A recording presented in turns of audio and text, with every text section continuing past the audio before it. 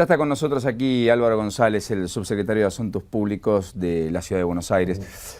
González, ¿cómo le va? Gracias por venir. Buen día. Buen día. ¿Cómo estás? Bien, gracias. Usted es uno de los fundadores del properonismo, entre comillas, digamos. Así es. Hace muchos años que trabajamos dentro de lo que es el PRO. Nosotros somos un grupo que llegamos al PRO con una larga trayectoria en lo que había sido el peronismo. Yo vengo de familia de políticos. Y usted empezó además en la gestión con Reutemann. Yo empecé antes de Reutemann. Antes de Reutemann. Antes de Reutemann. En realidad empecé en la universidad en el año 82.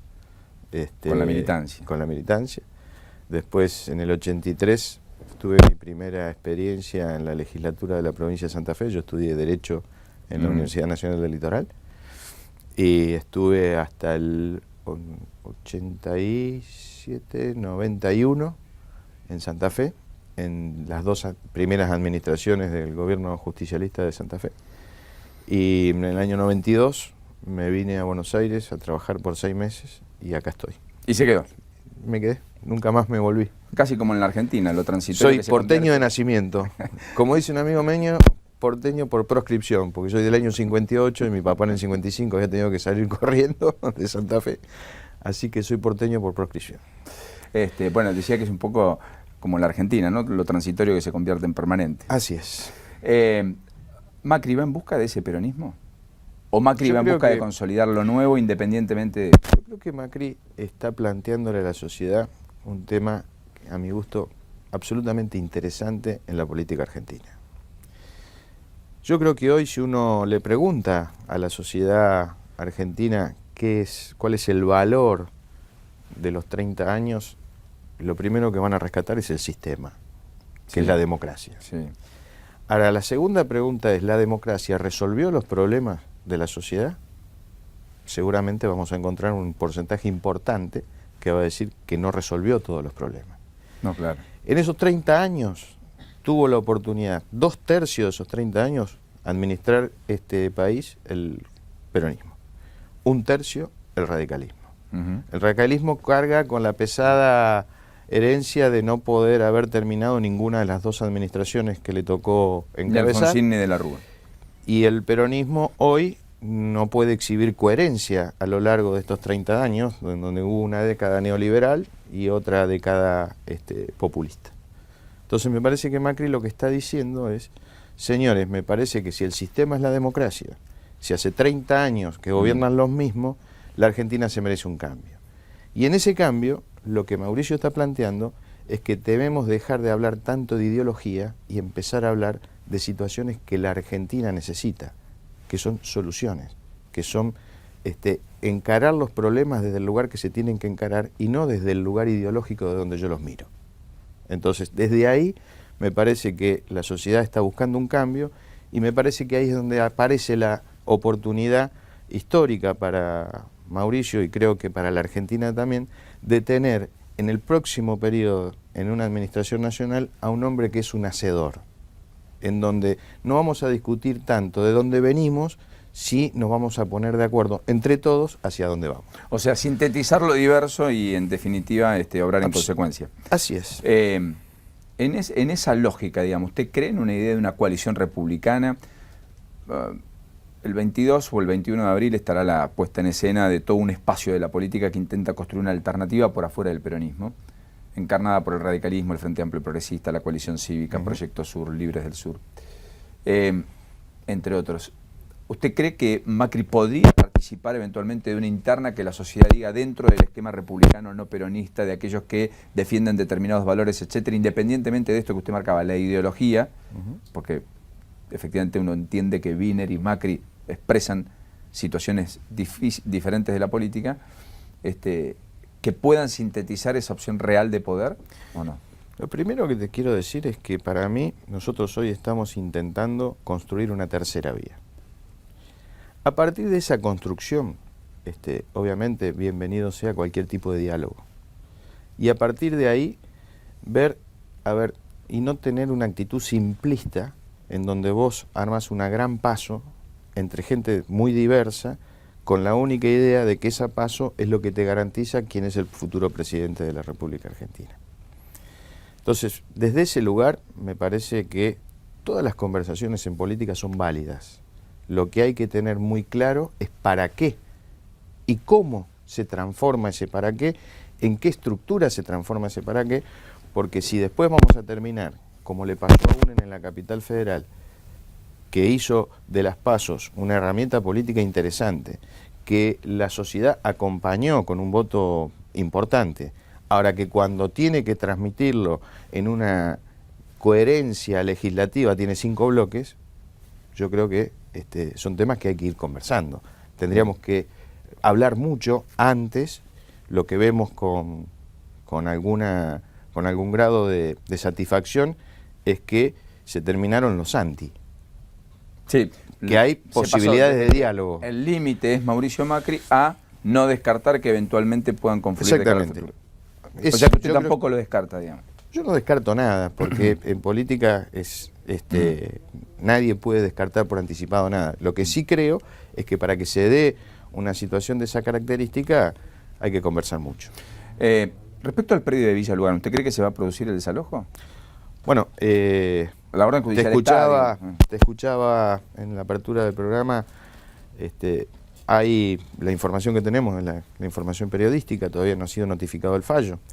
Yo soy un convencido de que se debe desalojar el predio, por más necesidades habitacionales que haya.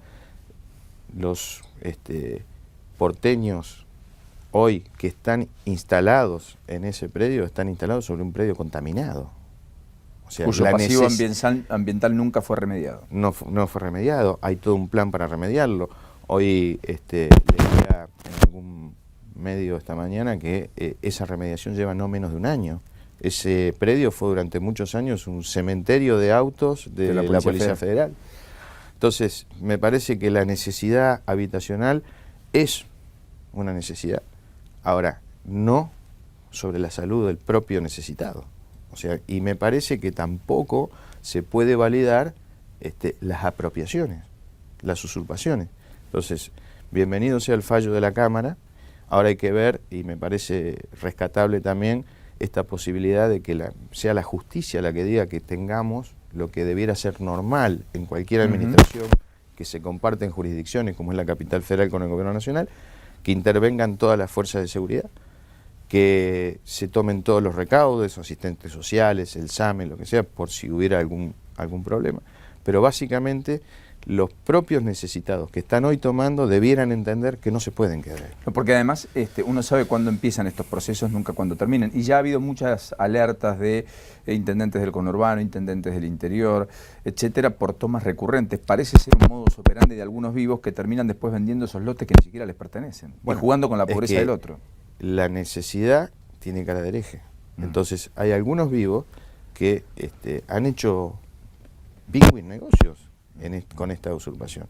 Y tampoco se puede validar estas situaciones de esta característica. Desde el punto de vista, me parece interesante, la justicia ha tomado la decisión correcta, hay que avanzar en ese sentido y creo yo que tenemos la oportunidad que con las fuerzas nacionales, más el apoyo profesional de todos aquellos que intervienen cuando se producen este tipo de situaciones, podamos tener un desalojo en paz. En un minuto hablamos de la cuestión de transparencia. Usted está abocado dentro de la gestión a la interrelación con los otros poderes. Así. ¿Falta de designar el defensor del pueblo de la ciudad? No, ya está. ¿Ya está? Sí, es Alejandro Amor. Alejandro Amor, tiene razón. Fue el año pasado fue designado, asumió hace una semana. Más o menos. Ha sido designado él y sus adjuntos en el mes de diciembre por la legislatura de la Ciudad de Buenos Aires. ¿La ciudad tiene organismos de control, Álvaro González, importantes? Sí. Quiero decir, ¿funcionan, están activos o como el gobierno nacional están más bien desarticulados? Y los organismos de control de la ciudad están todos en manos de la oposición. ¿Y se los escucha? Totalmente. Porque usted es el nexo en muchos casos. Exactamente. Tanto sea en la auditoría como en la Defensoría del Pueblo, como el ente regulador de servicios públicos. ¿Usted revirtió alguna decisión de gobierno en virtud de las objeciones que pudieran llegar desde...? Muchísimas. A ver, hay cuestiones que tienen que ver con los tiempos. O sea, la auditoría normalmente... Produce ex post el informe. Ex post. Hay otros que son contemporáneos, que son situaciones que se van dando en lo cotidiano de la gestión, en donde ahí tiene más intervención la Defensoría del Pueblo, que muchas veces emite alguna resolución y nosotros acatamos. El ente regulador, que tiene algunas cuestiones propias de lo que tiene que ver con los servicios públicos, multas a los recolectores de basura, temas subterráneos y demás. La verdad, nosotros siempre decimos que es para nosotros muy importante que todos los organismos de control estén en manos de la oposición. Y intentamos con ellos tener el diálogo más respetuoso y abierto posible. Y en ese sentido, creo yo, no hemos tenido grandes dificultades. Ha funcionado todo muy bien. Yo creo que si hay un activo que tiene el gobierno de la ciudad, es el activo de la transparencia. Nosotros tenemos una ley que es la Ley 104, que es de las primeras leyes que se dictó en la ciudad, que es de la Ley de Acceso a la Información. O sea, la crítica que leía los otros días en algún medio era que era vieja, no es que no existía como en el gobierno nacional. Sí, hay que recordar que en el gobierno nacional no hubo impulso al proyecto de crear la Ley de Acceso a la Información Pública, que obliga a todos a brindar información ante los requerimientos de ciudadanos o distintos estamentos de la sociedad, lo cual ayuda a transparentar, porque hoy pide información uno y finalmente no encuentra... Porque en realidad, cuando uno habla de corrupción, habla de un hecho ilícito. Lo importante es qué es lo que haces vos en materia de transparencia para que no existan hechos de corrupción. Entonces, la Ley 104 la implementó Macri en el año 2007, o sea, había sido dictada en 1997. Y nosotros hoy estamos en términos, primero, que le hemos hecho todo el trámite por internet, con lo cual... Entonces un vecino quiere conocer algún aspecto de la gestión, lo hace tramita por internet y usted devuelve la información. Y hoy tenemos un promedio de casi 92% de respuestas en los tiempos que prevé la ley, que son 10 días. 10 días hábiles. 10 días hábiles. Los otros días recibí a la diputada Ocaña y me decía que ella, durante la campaña, había utilizado mucho la ley de acceso a la información y que realmente le había servido mucho y que había recibido todas las respuestas que había solicitado. O sea, es un sistema que está implementado, que tiene que ver con todo lo que está haciendo el Ministerio de Modernización, que es Ciudad Abierta, o sea, son conceptos que van de la mano, que intenta que todo aquel que tenga una inquietud pueda acceder por un método que hoy es casi de uso masivo, como es Internet, que por otra parte despapalizás, no generás mayores cosas, y que tiene mucha velocidad en la información. Sí, además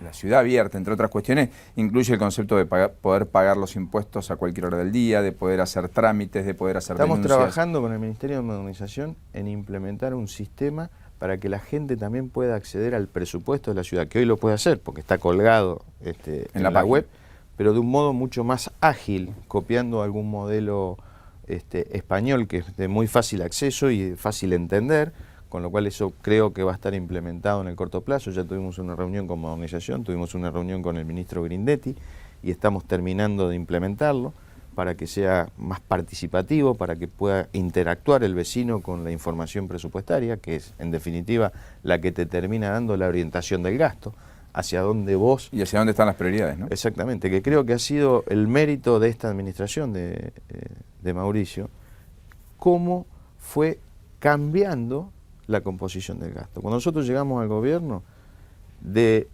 100% del presupuesto, solo el 6% iba a inversión real directa. Para que esto se entienda, inversión real directa es la obra, la que vos ves en la calle. Es el bacheo, el pavimento, la luz, el metrobús, el Maldonado. Hoy ese 6% está en el 20%. O sea, hemos transferido o sacado del gasto corriente y transferido a la inversión real directa más de 16 puntos. Y es un desafío de esta administración de llegar al 21-22% en los próximos 2 años. Vos sabés que cuando la gente te dice cuál es el éxito de que en San Luis se genere un sistema... Se haya autopistas hasta para llegar a los lugares más recónditos. ¿Sabés cuál es el porcentaje de inversión de San Luis de su presupuesto oficial en obras? ¿Cuánto? 50. O sea, la mitad de lo que San Luis recauda lo vuelca a obras. Exactamente. Las ciudades más desarrolladas del mundo tienen entre 35 y 40% de inversión real directa. Nosotros arrancamos en el 6, llegamos al 20, pensamos el año que viene 21, el otro año 22, y así sucesivamente ir tratando de achicar ese gasto corriente inútil y tratar de pasarlo a obras que le resuelvan la vida al vecino. El gasto corriente tampoco es inútil porque paga salarios, porque digamos, el gasto corriente de juntar la basura. No del gasto corriente, digamos, que es otra inversión, sino, o sea, los salarios docentes es una inversión, no es un gasto, qué sé yo, el salario de los trabajadores del Estado, de los médicos, del SAME, de todos. Pero lo que te quiero decir, de ese gasto improductivo que había, nosotros hemos ido, porque la verdad que no se resintió ninguna función del Estado.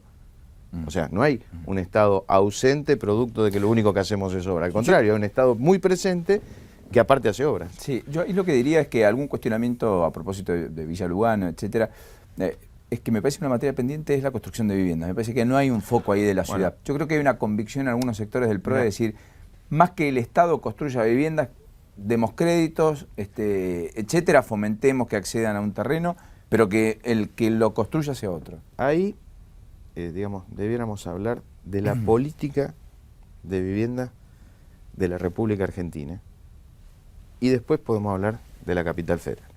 ¿Qué quiero decir con esto? El otro día había un artículo en Clarín, más allá de que para algunos Clarín miente, de un destacado profesional como es Arriazu, hablando de la problemática de la vivienda. Y la verdad es que hoy vos, cuando mirás los niveles de ingreso con el valor de las propiedades y sacás la cantidad de sueldos que necesitas para acceder a una propiedad, te das cuenta que estás casi imposibilitado en un 95% de la población de llegar a una vivienda digna. Por eso inquilinos permanentes cada vez más frecuentes. Digamos. Entonces, vos tenés por un lado una demanda que no podés terminar nunca de abastecer. Porque hoy en la capital federal, ¿cuántas viviendas necesitarías hacer desde el Estado para resolver la problemática habitacional? Después, empieza el otro problema. ¿Es solo vivienda social? ¿O aquel que tiene, o aquel vecino clase media que tiene su pareja, su matrimonio, que entre los dos trabajan 12 horas por día, no pueden tener derecho a tener una vivienda digna? ¿Es solo un problema de vivienda social? No, es un problema de vivienda en general. Entonces, ahí tendría que aparecer el crédito como una herramienta para llegar a esa vivienda, más allá de la inversión que puede hacer el Estado en términos de vivienda social. Pero no pasa solo por ahí. No, estoy de acuerdo, pero de todas maneras, ahí hay una falencia, porque se han construido pocas viviendas. En un gobierno que ha hecho, como usted dice, de la inversión en obra pública un culto y que lo ha triplicado al porcentual que destinaba a ello. Yo no me acuerdo muy bien las cifras, pero no te quiero decir si no son 3 o 4 mil viviendas por año. Vos me decís, ¿son pocas? Sí, claro que son pocas. Ahora, si haces 40.000 tampoco te alcanzan. Sí, eso es cierto. La reforma del Código Penal, ¿el PRO la va a acompañar o no? El PRO dijo, no discutamos, no es tiempo. Lo que no dijo es si acompaña o no, porque Pinedo... Yo creo que ahí chapó al gobierno nacional. Desde que apareció el anteproyecto del Código Penal, dejamos de discutir la inflación, dejamos de discutir el dólar, dejamos de discutir un montón de cosas y pasamos a discutir una reforma que posiblemente todavía es un anteproyecto que tiene que llegar. Y si esto fuera poco, con mucha inteligencia, el gobierno nacional también abraza como el oso a distintas fuerzas políticas, y entre ellas al PRO, en donde nosotros siempre dijimos que los ámbitos institucionales es donde se debe dialogar y construir, y así fue como participó el PRO en esa comisión, y así fue como el PRO planteó sus propias disidencias, de buena fe. Ahora, no es un tema que vaya a resolver el tema de la inseguridad, que es lo que la gente hoy tiene como su problema. No es la modificación del código, es qué hacemos o cómo pensamos los argentinos en la política criminal.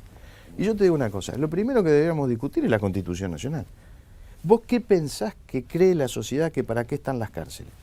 Si vos hoy salís a preguntarle, te van a decir que para que castiguen a delincuentes. Sí, claro. Fíjate lo que dice no para regenerarlo. Fíjate lo que dice la Constitución Nacional. Entonces, si la Constitución Nacional dice una cosa y vos querés hacer un código penal distinto y querés hacer un código procesal distinto, entonces es la política criminal en su conjunto. Entonces, aparece oportunismos políticos donde hay sectores que salen a decir y se montan sobre una discusión que todavía ni arrancó. Massa, con mucho olfato y oportunismo, se para frente a la sociedad diciendo, no, la reincidencia... Escúchame una cosa, el problema de la seguridad no se resuelve con el Código Penal. lo que no implica que la figura de la reincidencia eliminada signifique un estamos premio absolutamente en contra, nosotros lo hemos expresado. Entonces digo, hay dos cosas. El Gobierno Nacional con habilidad cambió el eje. el eje. Segundo tema, eso es un anteproyecto. Todavía falta que lo eleven al Congreso y que se discuta. El PRO dentro de ese anteproyecto dejó expresamente aclaradas sus disidencias. Tercero, nosotros decimos, señores, ojo, con esta discusión no resolvemos el problema de la seguridad. Si hubo un espacio político que puso sobre la mesa durante años el sistema, que estaba en crisis y que la gente demandaba cada vez más seguridad, fue el PRO. Entonces, no es, digamos, no estamos en un contrasentido como por ahí alguno lo quiere hacer ver. No, lo que hemos hecho institucionalmente es acompañar a la invitación de una comisión en donde se discutían estos temas. ¿Por qué? Porque nosotros decimos que la política se construye dialogando. Si decimos una cosa, cuando te invitan, no muchas veces no, te invitan, no puedes decir que no. La última pregunta, que se quiere repetir. En la ciudad, ¿es Horacio Rodríguez Larreta el sucesor natural de Macri? Ritondo puede tener chances. Bueno, hay otros que se han expresado en el mismo sentido. Gabriela Michetti hasta aquí no se ha definido, es siempre una carta del PRO. ¿Quién es la sucesión? Yo creo que ha ocurrido el año pasado, sobre fin de año, se ha aprobado una ley en la ciudad que adhiere a las PASO. Sí, con voto de boleta única además. Con voto de boleta única. Entonces, me parece que ahí está el kit de esta cuestión. Todos aquellos que quieran ser candidatos, Horacio dijo que sí, Cristian dijo que también quiere participar. Gabriela todavía no se ha expresado, pero... Santilli dijo que tendría ganas. Santilli dijo que tendría ganas. Bueno, hoy está la herramienta, que son las PASOs en la ciudad. Entonces me parece que desde ese lugar, todos aquellos que quieran ser, el PRO va a tener una oferta electoral muy importante para la ciudad de Buenos Aires, para continuar con la gestión de Mauricio. ¿Y usted imagina un acuerdo con Carrió y que Carrió pueda ser la candidata a jefa de gobierno de Macri? Yo personalmente no. ¿Y si hubiera un acuerdo con Lavagna podría ser candidato eventualmente? ¿Ese acuerdo que hasta último momento se pensó para el año pasado? Bueno, yo a Lavagna lo veo muy cercano a Massa hoy. Evidentemente, si nosotros somos un espacio en donde la discusión pública y política es muy válida. Lo último, Ocaña también quiere ser candidata a jefa de gobierno. Usted me habló de una conversación con ella, tienen...